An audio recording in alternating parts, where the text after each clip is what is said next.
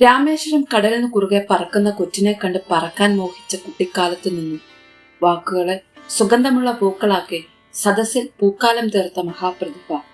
വിജയിച്ചവരുടെ കഥകളെക്കാൾ പരാജയപ്പെട്ടവരുടെ കഥകളിൽ നിന്നും പാഠങ്ങൾ ഉൾക്കൊണ്ട് ജീവിത വിജയം നേടാനും ക്ലാസ് മുറികളിലെ പിൻബെഞ്ചിലിരിക്കുന്ന കുട്ടികളെ പ്രചോദനത്തിന്റെ വാക്കുകൾ കൊണ്ട് ഉത്തേജിപ്പിച്ച് ജീവിതത്തിന്റെ മുൻനിരയിലെത്താൻ ആഹ്വാനം ചെയ്ത അധ്യാപകൻ. ജ്വലിക്കുന്ന മനസ്സോടെ അഗ്നിച്ചിറകുകളുമായി പറന്നുയരാൻ യുവജനങ്ങളോട് ആഹ്വാനം ചെയ്ത, ഇന്ത്യയുടെ കരുത്ത് എന്താണെന്ന് ചോദിച്ചാൽ അത് നിങ്ങളാണെന്ന് കുട്ടികളോടും യുവതയോടും പറഞ്ഞ ഡോക്ടർ APJ അബ്ദുൽ കലാം.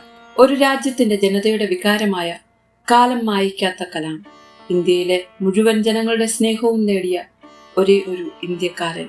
ഹൈന്ദവ ക്ഷേത്രങ്ങൾക്ക് പേരുകേട്ട തമിഴ്നാട്ടിലെ രാമേശ്വരത്ത് 1931 ഒക്ടോബർ 15 ഒരു മുസ്ലിം കുടുംബത്തിലാണ് അദ്ദേഹം ജനിച്ചത്. കഷ്ടപ്പാട് നിറഞ്ഞ കുട്ടിക്കാലം അദ്ദേഹത്തിനും ഉണ്ടായിരുന്നു. പഠിക്കാൻ ഇഷ്ടമുള്ള മിടുക്കനായിരുന്ന അദ്ദേഹം കുടുംബത്തെ സഹായിക്കാൻ ചെറുപ്പത്തിൽ പത്രവിതരണം നടത്തിയിരുന്നു. സ്കൂൾ വിദ്യാഭ്യാസത്തിന് ശേഷം തിരുച്ചിറപ്പള്ളിയിലെ സെന്റ് ജോസഫ് കോളേജിൽ നിന്നും ഫിസിക്സിൽ ബിരുദം, തുടർന്ന് മദ്രാസ് ഇൻസ്റ്റിറ്റ്യൂട്ടിൽ നിന്ന് എയറോനോട്ടിക്കൽ എഞ്ചിനീയറിംഗിൽ ബിരുദം. ഒരു ഫൈറ്റർ പൈലറ്റ് ആകണമെന്ന ആഗ്രഹം സാധിക്കാനായില്ല എന്നത് അദ്ദേഹത്തെ നിരാശനാക്കി. 1950 പ്രതിരോധ ഗവേഷണ വികസന കേന്ദ്രത്തിൽ ജോലി ലഭിച്ചു. പിന്നീട് ഇന്ത്യൻ ബഹിരാകാശ ഗവേഷണ സ്ഥാപനത്തിന്റെ ഭാഗമായി. 1979 ഓഗസ്റ്റ് 10 ഒരുപാട് ശുഭപ്രതീക്ഷകളോടെ ലോകരാജ്യങ്ങൾ മുഴുവൻ ഉറ്റുനോക്കിയ ശ്രീഹരിക്കോട്ടയിൽ നിന്നും വിക്ഷേപിച്ച SLV-3 മിനിറ്റുകൾക്കകം ഇന്ത്യൻ മഹാസമുദ്രത്തിൽ തകർന്നു വീണപ്പോൾ പരാജയത്തിന്റെ എല്ലാ ഉത്തരവാദിത്തങ്ങളും സ്വയം ഏറ്റെടുത്ത ലീഡർ 1980 ജൂലൈ 17 രോഹിണി എന്ന കൃത്രിമ ഉപഗ്രഹം വിജയകരമായി വിക്ഷേപിച്ച് വിജയം പകുത്തു നൽകി ഇന്ത്യയുടെ മിസൈൽ മാൻ എന്ന പദവി നേടിയെടുത്തു അദ്ദേഹം. ലോകം നിശബ്ദമായിരിക്കെ ആരുമറിയാതെ അമേരിക്കയുടെ CIA ചാര ഉപഗ്രഹങ്ങളുടെയും ലോകത്തിന്റെയും കണ്ണുവെട്ടിച്ച് AB വാജ്പേയി പ്രധാനമന്ത്രിയായിരിക്കെ 1998 മെയ് 11 പൊക്രാൻ മരുഭൂമിയിൽ ഓപ്പറേഷൻ ശക്തി എന്നു പേരിട്ട ഇന്ത്യയുടെ രണ്ടാമത്തെ ആണവ പദ്ധതി പരീക്ഷിച്ച് വിജയിച്ച് ചരിത്രം സൃഷ്ടിച്ചു കലാമും കൂട്ടരും. ഇന്ത്യയുടെ ശബ്ദം ലോകമെമ്പാടും പ്രതിധ്വനിച്ചു. ലോകം നടുങ്ങി.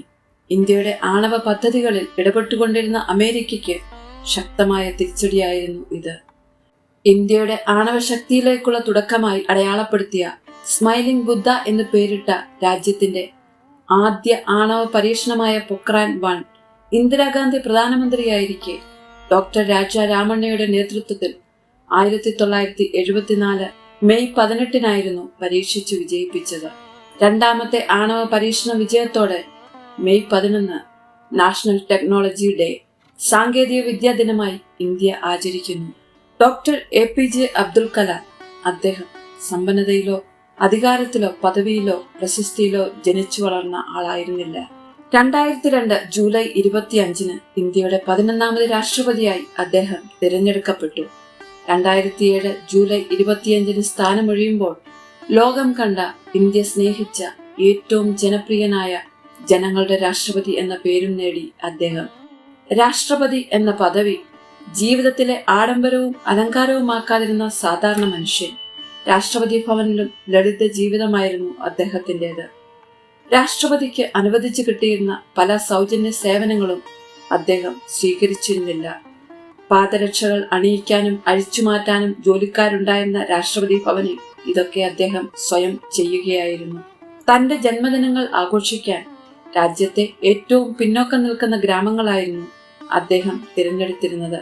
രാഷ്ട്രപതി എത്തുന്നു എന്നറിഞ്ഞാൽ എത്ര പിന്നോക്ക ഗ്രാമമായാലും വൈദ്യുതി, വെള്ളം, ചികിത്സാ സൗകര്യങ്ങൾ ഉടനടി ഏർപ്പെടുത്തുമെന്നറിയാവുന്നതുകൊണ്ടാണ് ഇത്തരമൊരു നിർദ്ദേശം അദ്ദേഹം വച്ചിരുന്നത്.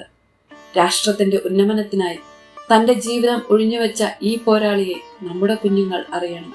രാഷ്ട്രത്തിന്റെ ഭാവിയെക്കുറിച്ച് വ്യക്തമായ കാഴ്ചപ്പാടുണ്ടായിരുന്നു അദ്ദേഹത്തിന്. കൃത്യമായ ലക്ഷ്യം നിശ്ചയിച്ച് ആ ലക്ഷ്യത്തിലേക്കുള്ള യാത്രയായിരുന്നു അദ്ദേഹത്തിന്റെ രീതി. രാജ്യത്തിന്റെ വിവിധ ഭാഗങ്ങളിലെ സ്കൂളുകൾ സന്ദർശിച്ച് വിദ്യാർത്ഥികളുമായി സംസാരിക്കുന്നത് അദ്ദേഹം ഏറെ ഇഷ്ടപ്പെട്ടിരുന്നു. 2015 ജൂലൈ 27 ഷില്ലോങ്ങിലെ ഇന്ത്യൻ ഇൻസ്റ്റിറ്റ്യൂട്ട് ഓഫ് മാനേജ്മെന്റിൽ പ്രസംഗിക്കുന്നതിനിടയിൽ കുഴഞ്ഞു വീണ അദ്ദേഹം പിന്നീട് കണ്ണു തുറന്നില്ല.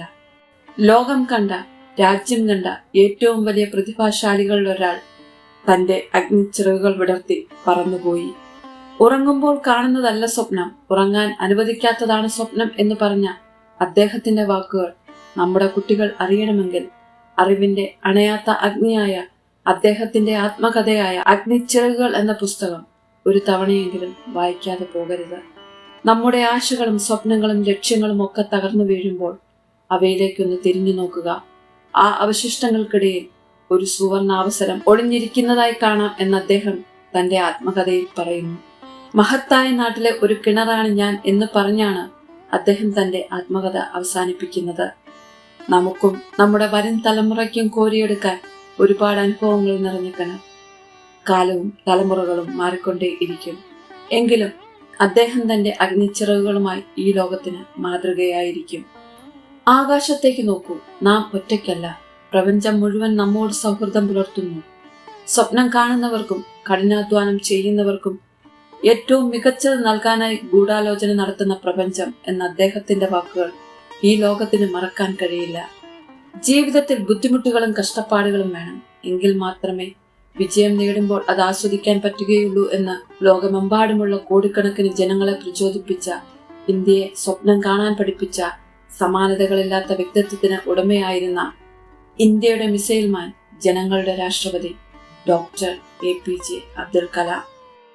എല്ലാവർക്കും നല്ലൊരു ദിനം ആശംസിക്കുന്നു. ഈ ചെറിയ വീഡിയോ നിങ്ങൾക്ക് ഇഷ്ടമായെങ്കിൽ ദയവായി ലൈക്കും കമന്റും സബ്സ്ക്രൈബും ചെയ്യുക. Thank you.